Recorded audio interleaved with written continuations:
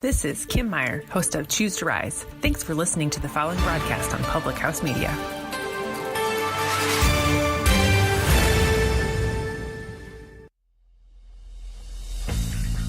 Throughout history, the course of sports has been shaped by one thing: the fans. From the moments you never dreamed of, Bobby Womack has saved the USA's life in this World Cup. Hall, the runner, loose ball, it's good. Gonzaga, the slipper still fits. To the moments that still give you nightmares. Behind the bag, it gets through Buckner. Here comes Knight, and the Mets win it.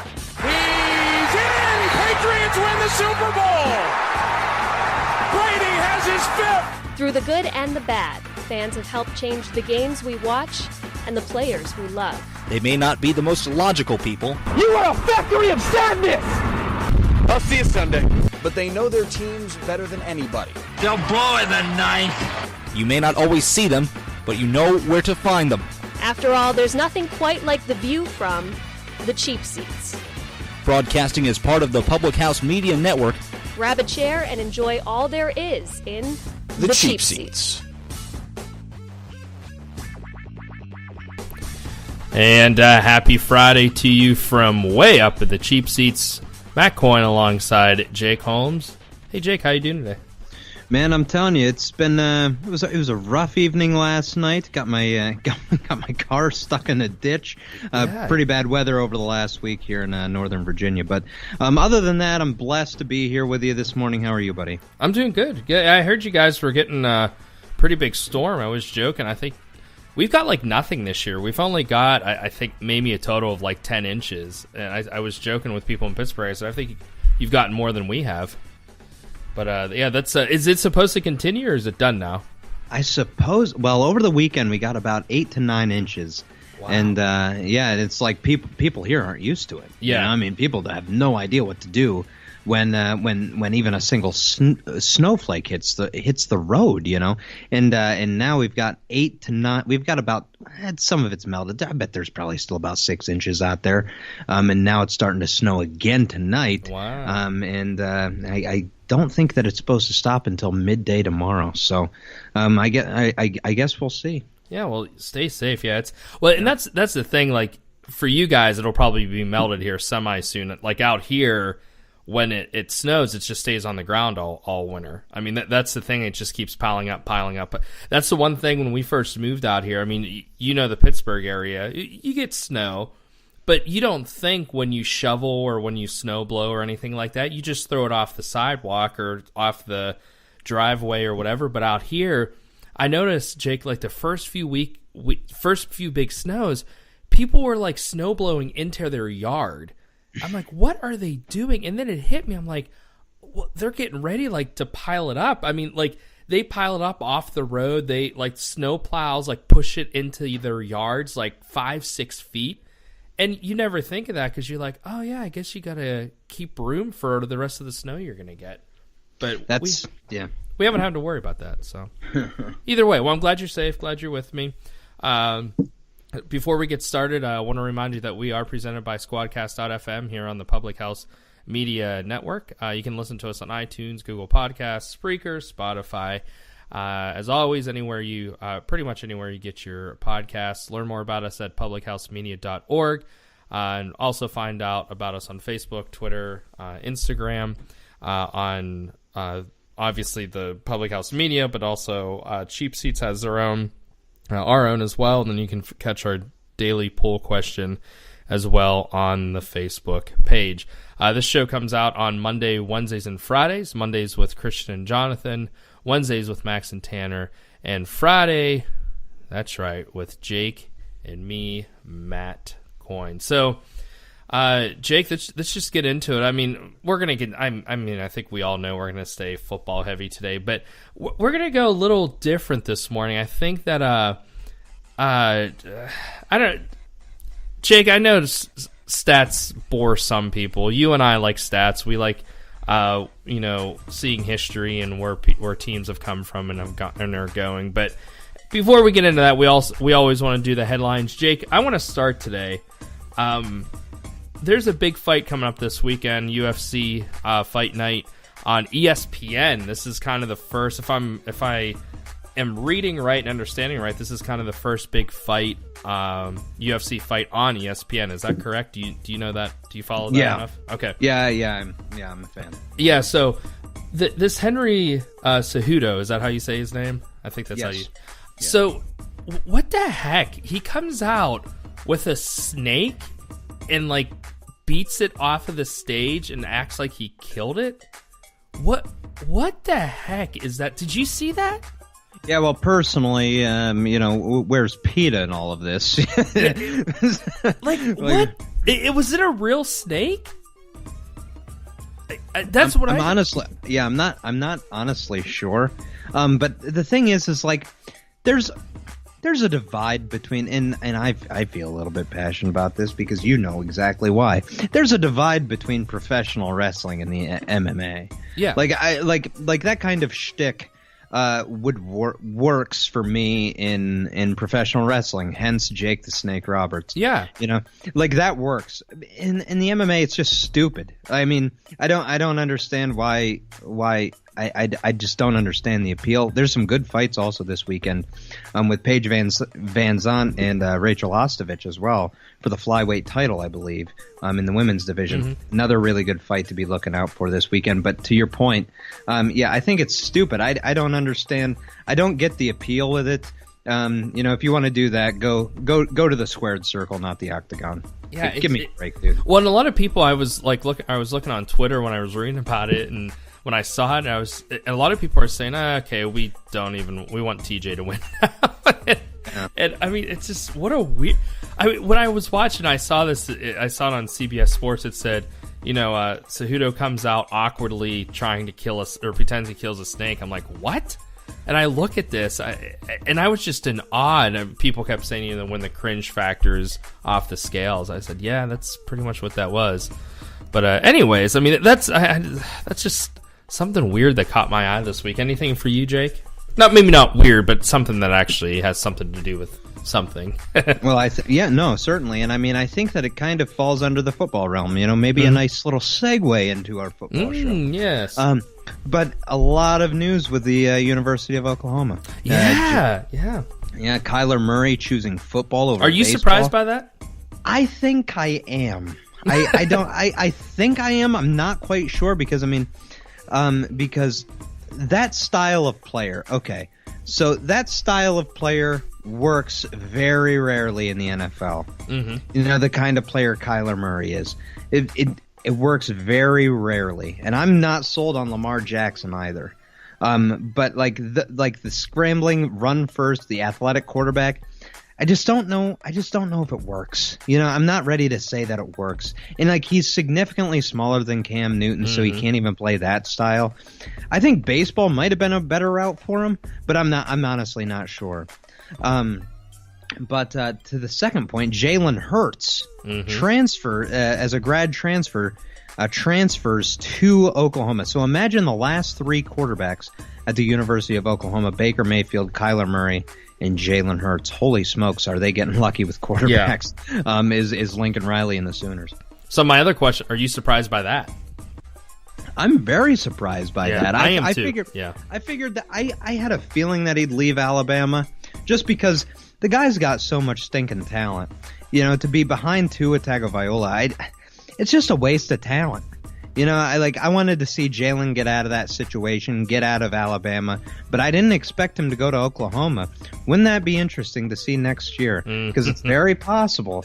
It's very possible, especially given the Big 12 and the NCAA football's bias to put in Big 12 teams over Big 10 teams. Right, there's my little plug. But put them into the playoffs over other conference champions.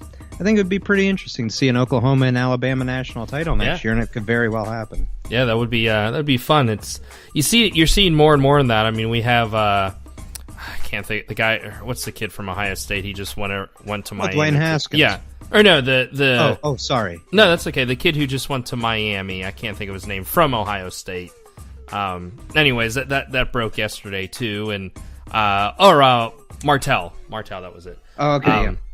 So, but yeah, it's just interesting. You see that more and more. But yeah, that was a great segue into our NFL talk. And when we come back, we will be talking a little Bill Belichick with some other stats. And as always, I like, for some reason, I don't know, Jake, why I like to do this to you, but I like surprising you because I like to see your raw, just your what you think, your reaction to some of the stuff I have to tell you, because you know more about everything than I do, sports-wise, and probably everything else in life, right?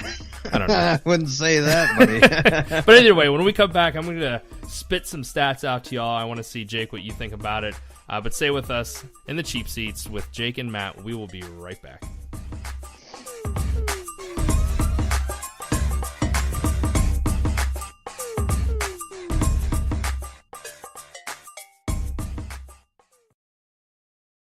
This is Jenna Burt, host of the Confessions of a Military Spouse podcast here on Public House Media. Thanks for listening to the following broadcast on Public House Media. Once you're done with this episode, I hope you'll come check out my show, Confessions of a Military Spouse, where we dig deep and talk about the unspoken hard truths of what it's really like to be a military spouse. A new show comes out bi-weekly. Don't forget to subscribe on iTunes so you never miss an episode of Confessions of a Military Spouse. Thanks again for checking out the following broadcast on Public House Media. What's up, everybody? I'm Christian Heimel. And I'm John Lauder. We host the Monday edition of The Cheap Seats presented by Squadcast.fm. Join us every week as we recap the biggest headlines from the past weekend in sports. We'll also preview the upcoming week so you know what to talk about around the water cooler. Plus, whether it's good or bad, we're handing out some vibes in our Mojo Monday segment. Don't forget to vote on our poll question on Facebook at The Cheap Seats by Public House Media. And please subscribe to The Cheap Seats on Apple and Google Podcasts, Spotify, and more so you never miss a moment. A new episode comes out every Monday, Wednesday, and Friday, but you can only catch John and I on Mondays way up here in The Cheap Seats, presented by Squadcast.fm. On the Public House Media Network. But first, let me take a selfie. And welcome back to the Cheap Seats. Again, Matt Coyne alongside Jake Holmes. Jake, I'm excited about this. I think so. Let me tell you a little bit about what I dove into here. As you've probably heard over this last week, a lot of people are saying that this AFC NFC championship matchups together could be the best AFC NFC championships that we've ever seen. I'll be honest with you, Jake. I don't see it. I'm not saying that these aren't. Obviously, they're the four best teams to make it. They are four solid teams. I can't tell you. There's not a one that sticks out to me. I think all four teams have a shot. But Jake, I'm not sold that this is the best AFC and NFC championships that we've seen. Yeah, I mean, as far as so that's the thing, is like, are we talking about the best matchups, or are we talking about the potential for the best game? Yeah, I don't know. Yeah. Because I think back to the year it was Super Bowl 50, so it would have been 2016. Mm-hmm. Yeah. 2016, you looked at the matchups, you had New England at Denver, and then an Arizona Cardinal team, which now you think, oh my gosh, the Arizona Cardinals just 3 years ago were in the NFC Championship game. What the heck? You think the same thing with the Carolina Panthers. But those four teams were so above and beyond the best four teams in the NFL that year. I mean, do we forget so quick? We really do forget so quick. That year, I know Carolina beat the crap out of the Arizona Cardinals that year in the NFC Championship game, but that Denver New England game was one of the best games I've ever seen. Well, and that's voted one of the greatest championship games of all time. Any list you look at, because I started looking at lists and that's on there, and there's been a lot of great matchups. And here's the thing. I understand you got the Rams and Saints, by far the two best teams in the NFC. I at least in my opinion, I do believe that those two teams were the two best in the NFC. On the AFC, on the other hand, the Chiefs and the Patriots, I'm not gonna die on the hill, but I'm not gonna say that those are the two best teams in the AFC that made the AFC Championship this year. No, I 100% agree. I think that the two best teams in the NFC are meeting for a chance to go to the Super Bowl. Yeah. I don't think that as far as the AFC is concerned. I think the Kansas City Chiefs are the best team in the AFC. Agree. Yep. I think they're the best team in the AFC. But I don't think New England's that good. But somehow, some way, they may end up winning this game. Yeah. You know, I just don't look at them. I don't think they're a good team, but boy, were they impressive last week against the LA Chargers. Against the Los Angeles Chargers. But I mean, then again, if we look at the overall sheer talent of a team, and I hate to bring this up because they haven't played for 3 weeks, but I mean, if you talk about the best talent from top to bottom on a roster, I mean, the Pittsburgh Steelers are right up there. Yeah. And they didn't even make the playoffs. So, like, I don't know. I think New England, I think eventually we kind of all saw this coming. New England going to Kansas City for the AFC Championship game. But regardless, I don't think that New England's the second best team in the AFC. I don't. Yeah, and I mean, that's last week, of course, I picked the Chargers. I just kind of in hopes of just the Patriots would lose. But, you know, they took care of business. And with that said, I have some stats for you. And I know you know probably some of these. But when I tell you compared to the other teams, so Jake, what I did here was I looked at Bill Belichick's 19 seasons that he's been the coach of the New England Patriots. And then I have looked at the Chiefs since 1966, the Rams since 1966, now the Super Bowl era, and the Saints since 67 because they've been in the league since 67. So let me tell you first, let me tell you Bill Belichick's, because I think then you'll have this in the back of your mind. He has coached for 19 seasons, Jake. He has won 16 AFC East championships. He's been to 13 AFC championships, 8 Super Bowls. He's won 5 of them. And then just a fun little stat, the last time they've had under 12 wins was in 2002. Now, you put the whole deflate gate and the other gate and this gate and all that. I understand that. But, Jake, there's only been 3 seasons that he has not won the AFC East. Now, don't get me wrong. I get so sick of hearing people say, you know, if you put the Colts under Peyton Manning in the East with the Dolphins, Jets, and Buffalo Bills. Yes, Bills. They probably would have had about that many as well. But that's pretty impressive. Only 3 seasons he has not won the AFC East.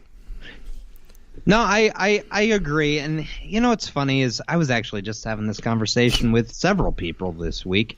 And, you know, you look at the Patriots, and every year they have such an easy road to the AFC Championship game. So I do believe that number's skewed. And I'm not saying that as a Patriot hater. Nobody respects Tom Brady more than me. You know what I mean? The guy's amazing. You know, Tom Brady, Bill Belichick, that 1-2 punch, the coach QB combo, I mean, there's never been anything better. I don't care about the cheat and scandals. I don't care about any of that. They're the best, you know? And, but like every year, the Dolphins, Jets, and Bills, 3 of the most dysfunctional organizations in the sport, they have to go through. They get an automatic 5 or 6 wins. Yeah. They don't do well in Miami, but so they get an automatic 5 or 6 wins. But, like, it's just funny. Like, the one year, you said that they haven't won the AFC East only 3 times since 2002? Yep. Is that that's 3 correct. times? Yep. Yeah. And one of them, Tom Brady got hurt against the Kansas City Chiefs in the first week. He tore his ACL. Yeah, and they still almost did it. They still almost won the division. Yeah. Yeah, I believe Chad Pennington's Dolphins won that year. Yes, if I'm not mistaken. Yes, I think that was the year that happened. Yeah, the Dolphins, I believe, won it once, and I think the Jets won it twice. Ironically enough, with Mark Sanchez at the helm. Yes, but yeah, I think the number's a little bit skewed, but it's still very impressive. Yeah. So with that, so the team they are playing this weekend, and I know history. If you're listening and you're thinking, well, Matt, where are you going with it? I'm not going anywhere with it because I don't care what the Chiefs did in 1966. I don't care what Bill Belichick did in 2000. I think it's interesting that the Chiefs since 1966, they have won the West 10 times. So that's less than Belichick. They have won the AFC/AFL championship 3 times. They've been to 2 Super Bowls. They've won 1. Here's a fun stat for you. A few of these teams I have fun stats. Jake, they are 2-12 in the playoffs since '94, and they didn't win in 7 straight playoff appearances since '94. I thought that was pretty interesting. Yeah, and if I'm not mistaken, I can't remember the year. It was early 2000s. They had Trent Green and Priest Holmes. I remember that was their backfield. They ran that single eye very well.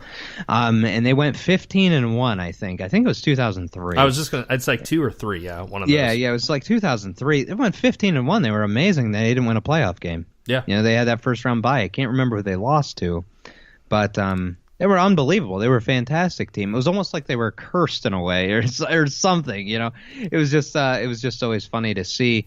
Not funny for them, but it was a little bit ironic because they always had good teams. They had a lot of good teams over the years. They just could never put it together at the end of the season. That is until this year, the power of Pat Mahomes. Yeah. Yeah, and that's now I did count their AFC championship this year, so this is their third that they've been in. Going over to the NFC, so right there, none of those they were able to beat Bill Belichick. The Rams since 1966 and the 18 places they've been. 15, I guess only 2, but they keep going back and forth. 15 division championships, 4 NFC championships counting this year, 3 Super Bowls, 1 Super Bowl win. No really fun stat for them. But again, none of those statistics are better than Bill Belichick in his 19 years of coaching. And then the Saints, they have since 67. Now, they were, obviously, you know this, Jake, they were a terrible team for years. 7 division championships, 2 NFL championships, or NFC championships, 1 Super Bowl, 1 Super Bowl win. Of course, we know that's under Breeze in 2009. In 1966 to 2005, they were 1-4 in the playoffs. 66 to 2005. Since Drew Brees came here in 2006, they're 8-5. That just shows, thank you for Sean Payton and Drew Brees for Saints fans, Yeah, no kidding. I mean, those years of Aaron Brooks and Deuce McAllister, they didn't pay too many dividends. But yeah, I mean, it's nice to see. I mean, I enjoy seeing the Saints win. Admittedly, I like seeing them win. I'm a big Drew Brees fan. Yeah. But yeah, I think that's it. I mean, you're right. They were never good. They've never had a good team up until the last couple of years. The last probably 10 to 15 years, they've never had a good team. And yeah, it is funny how Bill Belichick can just do this in such a short amount of time. I mean, it seems like a short amount of time. I mean, 2001 is when this string of dominance started. Yes, yeah, because his first year he was 5-11, so he was playing with other players, other Pete Carroll's players, but still, I mean, it's still impressive. His second year, he comes out and does that. Yeah, and but this is great. You were saying how bad the Saints were. Drew Brees. So the Saints have won in their regular season 351 games in their since 1967. So whatever, how many years that is. Drew Brees has 125 of those 351 wins. That's crazy. Isn't that in 13 seasons? He's averaging 10 wins a year. They were averaging 6 between 67 and 2005, 38 seasons.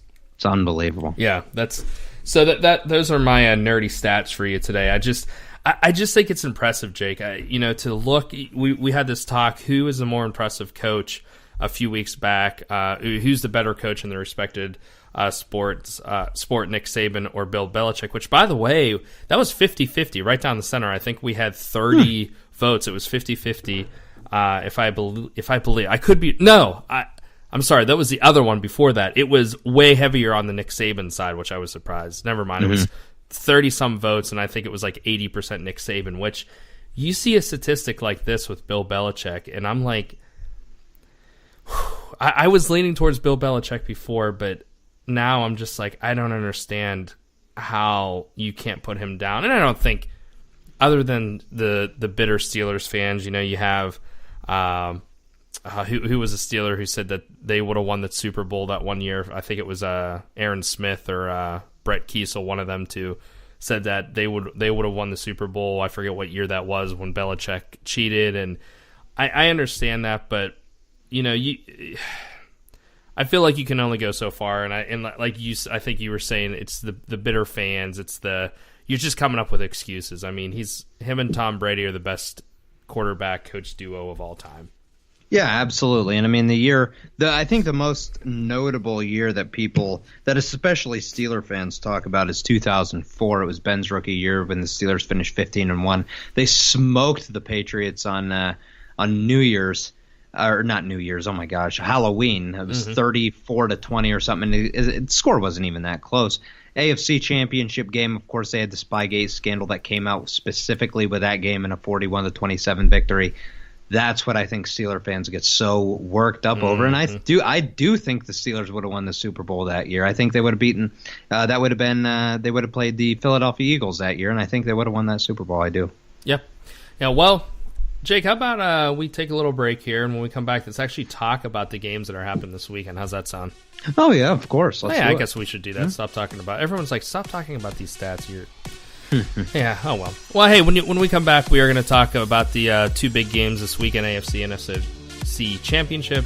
Stay with Jake and Matt here in the cheap seats. We'll be right back.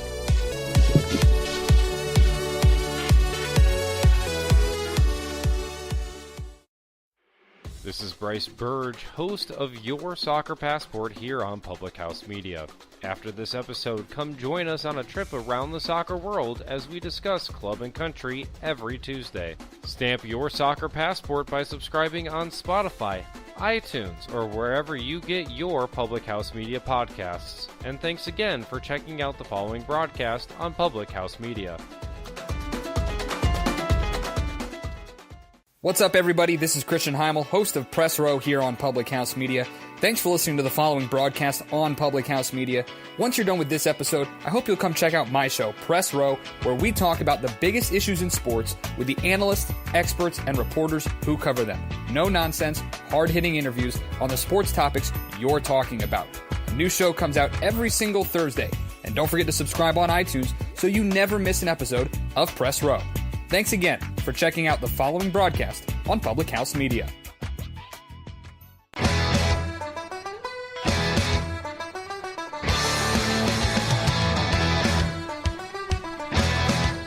And welcome back to the Cheap Seats. Matt Coyne and Jake Holmes. Jake, I probably shouldn't play Boston before we talk about New England, huh? Eek. Oh, well. It's all right. All right, so let's at least be fair here. We'll start with the Rams and Saints. Both, for the most part, pretty impressive games last weekend. The Saints, I tell you, I don't know what the heck with Michael Thomas. I mean, I'm not going to say he came out of nowhere. He came out of nowhere from the game, Jake. I mean, first quarter, it looked like the Rams were going to fall to the Nick Foles magic, and all of a sudden, the Saints just came alive. I'll be honest, I wasn't really worried about it. I think it just seemed kind of like that bye-week rust, but it was impressive. Yeah, it's funny, watching that game, it looked like, oh my gosh, Nick Foles is really going to do this stinking thing again. I can't believe it. But eventually, of course, the Saints are just too good. They're good on both sides of the ball. Like that's just the thing is. But what I'm excited to see in this matchup in particular is how the Rams try to answer Michael Thomas, because after Michael Thomas, the Saints don't have a great receiver. What, you going to give me Ted Ginn? Yeah. I mean, after Michael Thomas, I don't He's like just the receiver. He's just looking so old out there. I mean, you saw him last week. Ugh. Yeah, you're right. There's nothing. I mean, I feel like Alvin Kamara is their number 2 receiver. Oh, I agree, and I think Mark Ingram might be their number 3. Yeah, and then you got Ben Watson, who, don't get me wrong, great guy, love him, I've always liked him in the NFL, but, I mean, he's not going to do anything out there. No, I mean, he's done after this year. He's already said that. I mean, he's done after this year. I mean, he's an aging tight end. There's not an abundance of weapons for Drew Brees like people like to think. Yeah. I mean, he doesn't have that many weapons. He's got 2 great running backs, don't get me wrong. But I mean, on the perimeter, he's got Michael Thomas, and that's it. So I want to see, how do they match up? Do they go Aqib Talib? That would probably be the guess, that they would go Aqib Talib on Michael Thomas. maybe try to work some zone in, maybe some safety help over the top, and leave Marcus Peters over on the other side, who's definitely the lesser of the two corners. Marcus Peters isn't even that good. He stinks. But I'm anxious to see what they do to try to stop him, because 11 receptions, 170 plus yards, a couple touchdowns. My goodness. I don't know how you're going to stop Michael Thomas at this point, unless you do something creative. And I think Wade Phillips can do that. I think that they can be creative and do something to stop Michael Thomas, because I think he might be their biggest weapon going in. Well, and the thing that surprises me is, you got on the Saints, like you said, there is no real number 2. So Thomas is doing this being double teamed. I mean, really not having anybody else to help him, to take that other defender off of him. So for what he did last week, I mean, it just was amazing how wide open he was on so many plays. I don't understand how the Eagles were leaving him so wide open in so many plays. Yeah, I mean, the thing is, and I think the world of the kid. I know him. I know him decently well. He was my neighbor in college, for a year or so. Avonte Maddox is 22-year-old, late round pick as a cornerback of the Philadelphia Eagles. Avonte Maddox is not Aqib Talib. Avonte Maddox is not Patrick Peterson at this point. I don't know what his ceiling is, what Avonte Maddox's ceiling is, but to leave Avonte Maddox on an island against Michael Thomas, one of the best receivers in the league, it's a travesty. I mean, you leave Avonte Maddox alone on an island with Michael Thomas, bad things are going to happen. So I have a problem with how the Eagles went into that game plan. Yeah. Yes. Well, and it's funny, I didn't know you knew him, and the whole entire time I kept saying, I'm like, I legit felt bad for him. I'm like, you can't blame him for what's happening to him. They're putting him up against one of the best receivers in the league. And I mean, if I remember hearing right, I mean, he's really not high up the depth charts. I mean, the Eagles are having trouble with their, had a good bit of injuries in their secondary this year, and that's why he ended up playing this past weekend. Yeah, he was one of their fourth or fifth corner, I believe. As far as the depth chart at the beginning of the season, but they've had so many injuries in their secondary. Yeah. So I don't know. I felt bad for Avonte Maddox the entire game. Kind of felt bad for him the week before against Allen Robinson as well, because they just did nothing. But he held his own and did well enough. But 11 catches, 170 plus yards for Michael Thomas isn't good enough for Avonte Maddox. That cannot happen. And the Eagles didn't do a good enough job of trying to stop that. Yeah, and with Talib this weekend, that's what when I don't want to give my prediction for this game yet. We'll do that on our last segment, but that is what I think is the struggle this weekend. Now, earlier in the year, the Saints beat the Rams. They played the Rams, right? Yeah, they won 45-35, high-scoring game.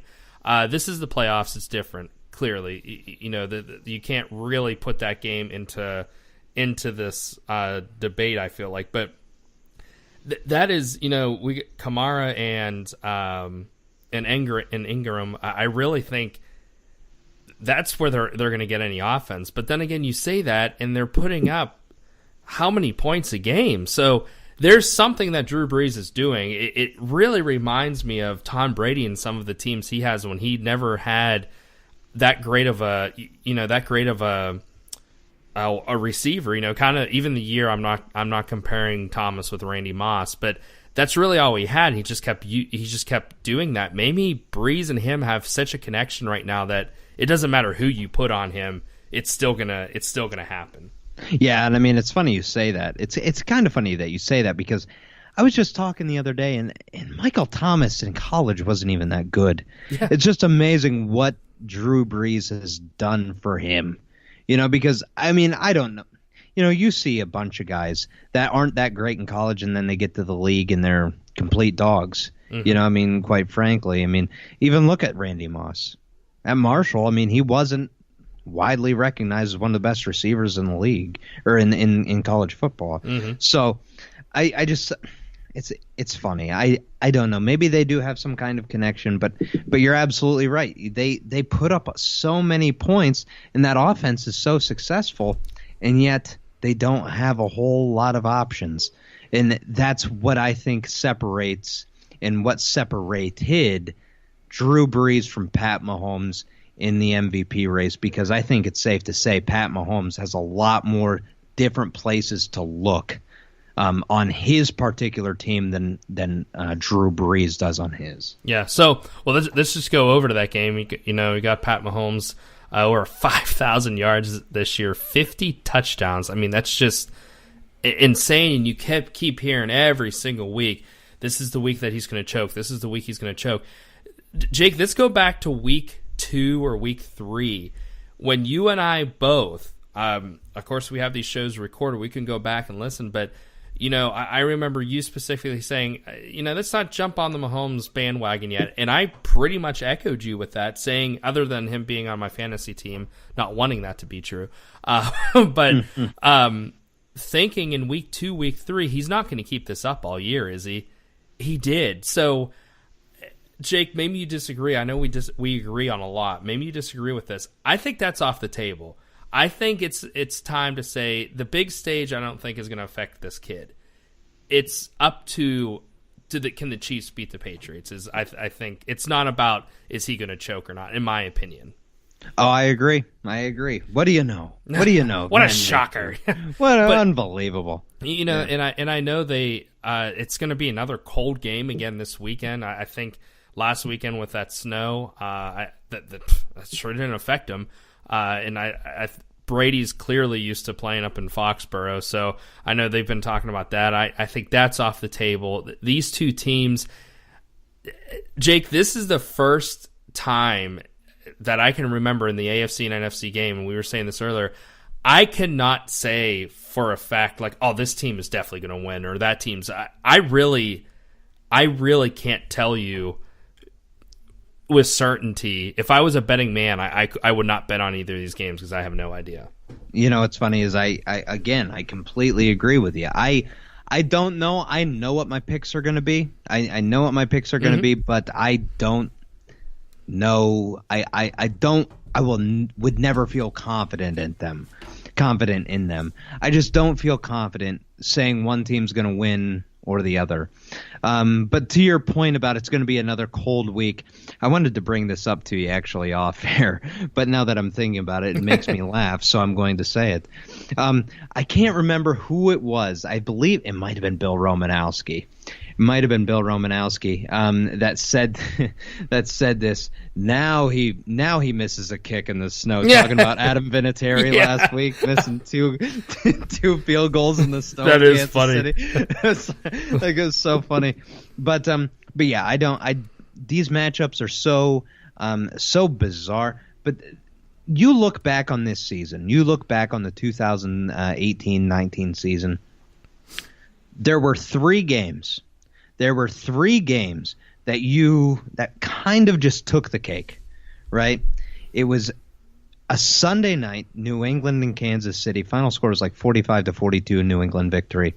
The other one was a 45-35 victory for the New Orleans Saints over the LA Rams. There was a third game, and it was on a Monday night broadcasted by Jason Witten, the worst color commentator in the entire world, and it was the Kansas City Chiefs and the LA Rams, which all three could be a rematch. Two of them are definitely a rematch. One could be a rematch. But I think this is what the NFL wanted. I mean, bottom line, at the end of the day, these are the four best teams in the NFL. These are the four best teams in the NFL. They're the four teams that deserve it. Yeah, not necessarily the best, but they're the four teams that deserve it, and it's going to be a fun weekend. Yeah. So this AFC game, there's really I think the NFC has a lot to dissect in it. We were talking about, obviously Thomas Talib and the backfield, and we didn't even really touch on Jared Goff and, of course, Todd Gurley, But here, I feel like it's really going to be, and I know this is such a stupid thing to say, but it's really going to be who comes ready to play. And I know that's such a dumb thing, but I mean that like as a team. Like, I don't see, obviously Patrick Mahomes, I think is what's he going to be able to do with the Patriots defense? Tom Brady, the playoff Tom Brady, if you will, what's he going to be able to do? Obviously, those are probably the two biggest what-ifs of the game. But other than that, Jake, I just there's nothing for me to dissect here, to say one way or the other. The one thing that does worry me, and we haven't made our picks. We haven't made our picks yet, so I don't want to say too much. But the one thing that really stuck out to me last week was the Rams' ability to use two running backs. Yes. Todd Gurley and C.J. Anderson, they combined for, I believe, 280 yards on the ground, a couple touchdowns. That was very impressive. And you look at Super Bowl teams of the past, they've been able to do that. You look at the Denver Broncos with C.J. Anderson and Ronnie Hillman. They were able to do that in Super Bowl 50. That's how they won, because Peyton Manning was terrible in that game. Mm-hmm. Two-headed monsters in the backfield normally work for teams. That's something that I'm looking out for this weekend as well. Yep. Well, hey, when we come back, Jake, I think we need to answer the big question that everybody's wondering. Who are we picking in these games? And, Jake, I got something to tell you. My scores, I think, are gonna impress you. So when we come back, we're gonna give you our predictions for this week's games. Stay with Jake and Matt here in the Cheap Seats.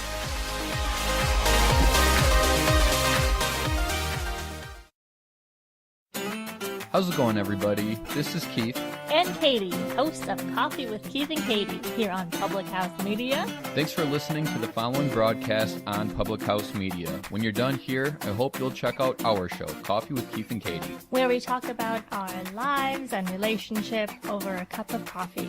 A new episode airs on Facebook Live every Monday and Thursday at 7:30 p.m. Don't forget to subscribe on iTunes so you'll never miss an episode of Coffee with Keith and Katie. Thanks again for checking out the following broadcast on Public House Media. Hey everyone, I'm Max Walthoff. And I'm Tanner Berg. We host the Wednesday edition of the Cheap Seats, presented by Squadcast.fm. Join us every week as we discuss the latest headlines in sports. More than that, we tackle the sports topics that really make you think, with just a splash of humor and hubris. Plus, there's always something strange going on in our Wild Wednesday segment. Don't forget to vote on our poll question on Facebook at The Cheap Seats by Public House Media. And please subscribe to The Cheap Seats on Apple and Google Podcasts, Spotify, and more so you never miss an episode. A new episode comes out every Monday, Wednesday, and Friday, but you can only catch Tanner and I on Wednesdays way up here in The Cheap Seats, presented by Squadcast.fm on Public House Media.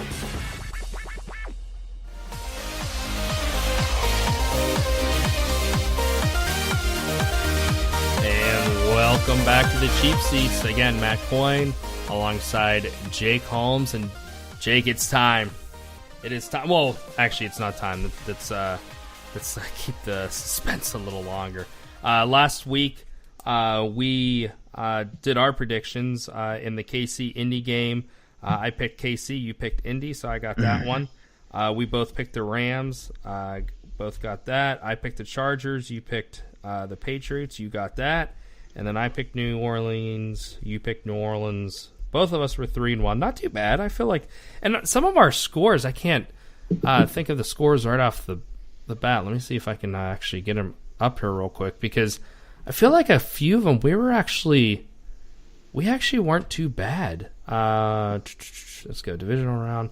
Okay, so the Chiefs won 31-13. I picked 34-17. That's not too bad.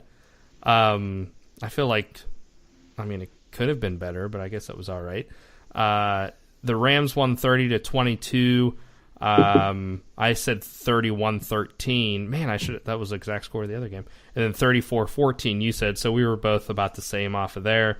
You said 41-28 New England, or you said 31-28. It was actually 41-28. And then the New Orleans game was 2014. You said 24-20. You were real close. And I said 41-27. I wasn't even in the stratosphere on that one.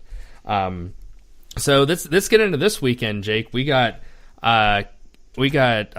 New England at Kansas City. Who do you have in this one? Well, ladies and gentlemen, let me take you back. Let me take you on a little time travel here. Did a time capsule. Back to July of 2018, when we were doing our season predictions, when we were picking who we thought would do what, and I picked the New England Patriots to go to the Super Bowl. I'm going to stick with that because I have to. I think New England's going to win this game. I think Kansas City's a better team, and Kansas City's time's coming. Mm-hmm. And I want to see Andy Reid win a Super Bowl so bad. I like Andy Reid so much. Yeah, I agree. But I think that the experience is going to overtake the talent here. I'm picking New England to go into Arrowhead and beat the Kansas City Chiefs 31-27. All right, there you go. So you have New England 31-27. I am not as impressive because I had them losing the AFC Championship, but I'm going to stay on the Kansas City bandwagon. I, for some reason, had them going far in the preseason. I'm going to keep them going into the Super Bowl, and I'm going to have them beating. I have them beating New England here 41-38 in a close, high-scoring game. I think this is going to be a fun game to watch. I think both games are going to be really fun to watch. This one's going to be – they're going to be equally fun to watch. This is going to be a great weekend, I think. I think both games are high scoring. I'm really excited. I'm a fan of offense. So Yeah, I think both games. And it's funny because the Rams, I mean, how much we talked about being a defensive team, and all of a sudden now they're just this they're like the greatest show on turf part 2. So, yeah. All right, so the next game we have the NFC Championship, and that is the Rams at the Saints. Jake, I'll go first on this one. We got 2 games. I'll go first on this one. I have just from a gut feel, and I'll be honest with you, I'm a huge Drew Brees fan. I think he's a great guy. I would love to see him get a second Super Bowl. I do have the Saints here, and Jake, this was by complete accident. So let me tell you how this happened.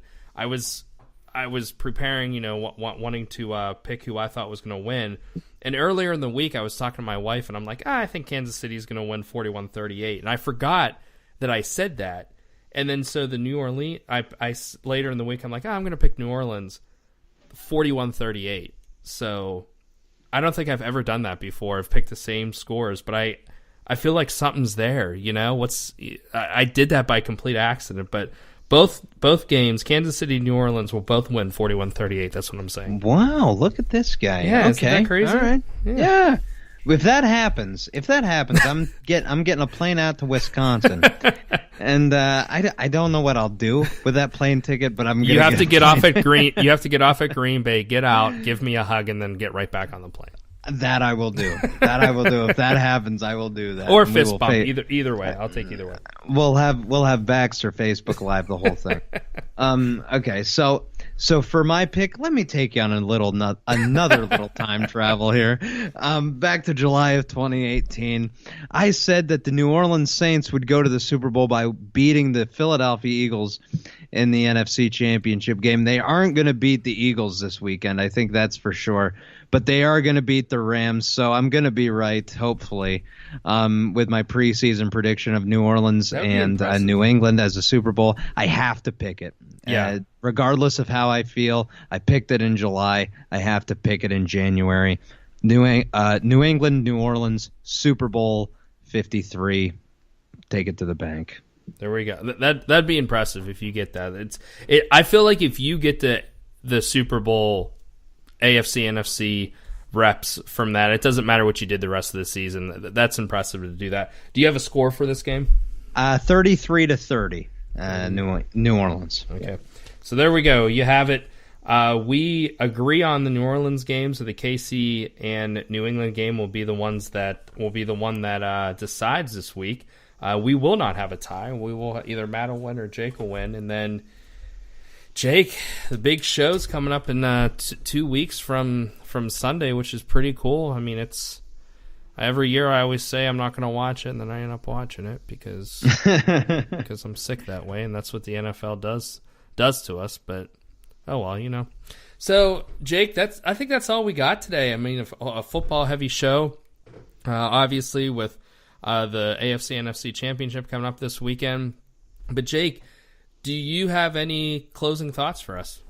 Well, I'm going to close it off with hockey again. The NHL trade deadline's only a month away. We've got some pretty good stuff brewing already. Weird little trades are starting to brew up in the NHL. Mm-hmm. Of course, just it was Wednesday night. You saw the Pittsburgh Penguins free up a roster spot, dealing Derek Grant for Joseph Blandisi. I think that it's funny. This is a funny stat, man. And I don't know. We both like stats, so you're probably going to think this is funny. Since 2004, the Pittsburgh Penguins and the Anaheim Ducks have been involved in 10 trades together. That is just wild. Yeah, that's so many trades, and actually, this is the second within a matter of a month. Yeah, I find that pretty interesting. So you got weird trades like that brewing up. Also, something interesting. Derek Brassard, who was the big piece, really the big trade piece at the deadline last year for the Pittsburgh Penguins, he's on the block, and they're saying that he's going to head to Dallas for Radek Faksa and a second-round pick. So that could be coming within the next couple of days. Wow. So you heard it here first. Do you like that? You like that trade if that happens? I like it because the Penguins are going to save a lot of money in that deal. They can get another player. They can probably get a top 6 forward for that. Mm-hmm. Saving that $3 million, top 9 forward. Sorry. With that $3 million, they still get a good third, fourth line center, a good depth center. In Radek Faksa in return. Also, the second round pick I think is also something. Jim Rutherford will probably flip that for something. They'll probably make a trade to get a current player because the Penguins know they only have until 2022 to, kind of make a splash here. But yeah, Artemi Panarin's still another guy. I think Artemi Panarin's a really interesting piece going into this trade deadline because he's made it pretty clear he wants out, but the Columbus Blue Jackets are really good. Mm-hmm. So I think that's interesting going forward too. That's something to maybe look out for the next week or so, is to see what teams like Pittsburgh, Columbus, what these contenders are doing, if they're freeing up roster spots and freeing up cap space. Yeah, it'll be interesting to see. And once we're done with football, we're going to talk more hockey, and I know you're excited about that. So, but before we head out, I have closing remarks for you. We did forget to give you our poll question for this week. Our poll question for the Friday show, we're going to continue on the AFC NFC talk. We talked about these high octane offenses of all 4 of these teams. So my question and Jake's question for you is, what game do you think will be the higher scoring game, the AFC Championship or the NFC Championship? So make sure you jump on our Facebook page to get that, or to answer that. Make sure you listen to us on iTunes, Google Podcasts, Spotify, Spreaker, anywhere you get your podcasts. As always, thank you so much for joining Jake and myself, Matt Coyne, here in the Cheap Seats. And join us again on Monday with Jonathan and Christian, and then Wednesday with Max and Tanner. You all have a great weekend, and we'll see you here again on Monday.